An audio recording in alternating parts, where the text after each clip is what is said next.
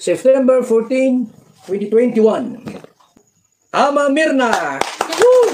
Congrats po kay Ama Mirna.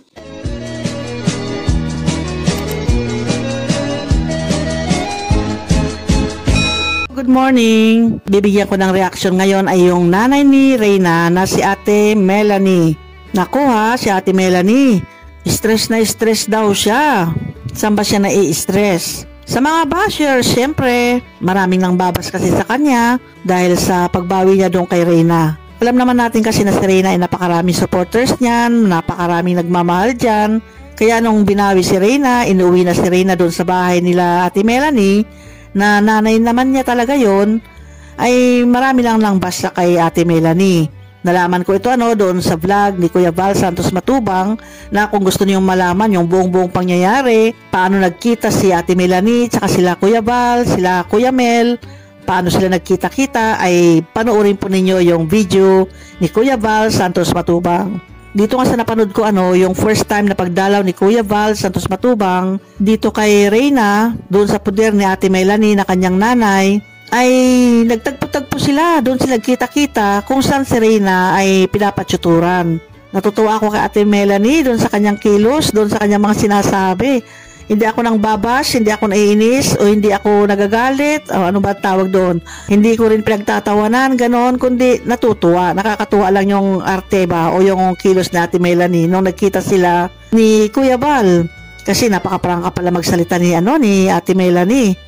Biruin mo, pagbungad pa lang, ito panoorin natin. Yan. Well, kumusta? Kuwanda Kuya Val? Wala pinagsasabi mo sa akin ko ano ba? Huwag kang madali. Hindi ako hindi. Social media yun. So ito kami ngayon nakadala kay Reyna. Si Roda kasama namin. At dinset mo yan, ito kita kami sa kanto. Mayaman na si Melanie ay. Kinayaman ko. Bura yan. Kinayaman ko sa social media mga kasiraan. Hindi man. Lalo na yan si Kuya Miel. Ako. Anong mga kaanohan niya sa akin, pinagsasabi. Alam mo ay maganda-ganda sa social media ng mga pinagsasabi sa akin. Dami komento, ganyan. Kung hindi ko lang sa mga sinasabi ninyo. Itindihin mo yung sinasabi ko, pabor sa'yo yun. Ano ganun din? Itindihin mo lang yung sinasabi, pabor sa'yo yun. Sabi ko sa'yo, papakinggan mo mabuti mga sinasabi ay. Kaya maniniwala doon sa mga nagsusulsul sa'yo. O, diba? Ayan. Sinisi niya si Kuya Val. Sinisi niya si Kuya Mel. Marami na rin ang babas sa kanya. Marami siyang mga nababasa, mga masasakit na salita na hindi niya kayang tanggapin. Na kung saan siya ay naiinis na doon sa mga bashers. Pero may sinabi naman si Kuya Val tungkol dyan. Napapakinggan ko rin naman po lahat ng mga Pero ako wala akong masambanat sa'yo. Lahat ng mga ito maganda.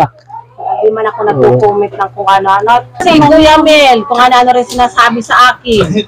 Tapos si Kuya Val, isa rin niya. Kaya hindi na ako nanonood ng mga sa YouTube na yan. Hindi na ako nanonood at nabibisit ako sa mga nagko-comment. Ayan, mukhang pera yan si Melanie. Kaya gayaan, kinuha si Rin at mukhang pera yan. Kuha siya ng pera. Ay, hindi bang kalingap yung mga nagko-comment? Hindi man kalingap yun nga po. Sabi ko, hindi kalingap yung mga nagko-comment. Kung ano, nababasa ko dun sa Facebook. Ang dami. O, diba? Hindi siya nagsasalita ng laban kay Ate Melanie. Pabor pa nga raw yun kay Ate Melanie, yung mga sinasabi ni Kuya Val pag nagla-live siya. O may video siya, ganyan. Hindi si Kuya Val ang nangbabas kay Ate Melanie. Tandaan po ninyo yon mga kalingap, hindi si Kuya Val ang nangbabas, kundi yung mga komento. Mga nagko-comment ang mga nangbabas kay Ate Melanie. Tinanong naman kay Ate Melanie kung sino ba yung mga nangbabas sa kanya eh. Hindi ako lang makipag-away sa iba at kung nakipag-away ka, may stress ka. Ay talagang may stress, kaya mula ngayon din ako naggaan sa mga ganyan. Panoorin mo na yung vlog ko lang, walang iba. Ewan daw, isa ka pa Kuya Val. Diyan, mahal na mahal kita sa vlog ko. Isa ka pa. Kaya po kinuha si Reyna at mukhang pera po yan si Melanie. Pera lang po ang habon niya kay Reyna. Sino kwento noon? Mga komento lang. Mga comment. Ay, gagawin ko at nagsususin ako. Kung ako po yung mukhang pera, noon ko pa yung kinuha. O, diba? Yung mga nagko-comment, doon siya naiinis sa mga nagko-comment, hindi kay Kuya Val. At hindi rin kay Kuya Mel. Kaya sabi rin ni Kuya Mel, pabor din daw yun kay Ate Melanie. Wala siya negative doon na mga sinasabi, kundi pabor lahat kay Ate Melanie. Kasi totoo naman talaga na nanay ang mag-alaga sa kanyang anak. si Ate Melanie ang mag-alaga kay Reyna.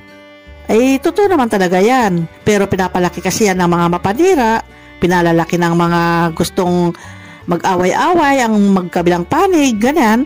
Kaya si Ate Melanie hindi niya matake o hindi niya makursuradahan. Hindi niya nakukursuradahan yung mga komento na kanyang nababasa. Kaya ang payo na lang sa kanya, huwag siya magbasa ng komento. Para hindi siya maapektuhan, huwag niyang basahin. Manood lang siya o makinig lang siya sa mga live. Pero yung mga komento, huwag na niyang basahin. Tama nga naman yun. Para hindi siya mainis, hindi siya maapektuhan. Yan tuloy. Nagkaroon ng away-away sila dahil sa ganyang bagay. Pero nakita naman natin na si Reyna, okay naman yung kanyang kalagayan sa ngayon. Dahil nung nadalaw nga siya, yun, nandun siya sa tutor niya. At okay naman, kilala pa naman niya sila Kuya Bal, sila Ate Edna. Yan, si Ate Roda, kilala pa rin niya. At okay yung kanyang kalagayan doon. Sa kabuuan, sa kanilang pagdalaw kay Reyna, na si Ate Melanie nga ang kanilang nakaharap at siya rin ang kanilang nakausap, ay naging okay naman. Pinaliwanagan naman si Ate Melanie nila Kuya Val. At yung kanyang pagpunta roon, ay kasama rin si Tatay Nestor, yung tatay ni Ate Melanie. Kaya okay lang, maganda yon. Sama-sama sila doon, nagkita-kita sila at naliwanagan ang bawat panig. Okay naman yung kanilang pagdalaw doon, naliwanagan din ang bawat isa na ang bashers lang pala ang nagbibigay ng away, nagbibigay ng mga komento na hindi maganda kay Ate Melanie. Yan, panoorin po ninyo ng buong buo ha, yung video ni Kuya Val Santos Matubang para mas maliwanag pa, mas maintindihan pa ninyo kung ano nga ba ang nangyari doon sa unang pagdalaw nila doon kay Reyna. Okay, hanggang dito na lamang ang aking video. Salamat muli sa inyong panonood. Hanggang sa muli, bye-bye!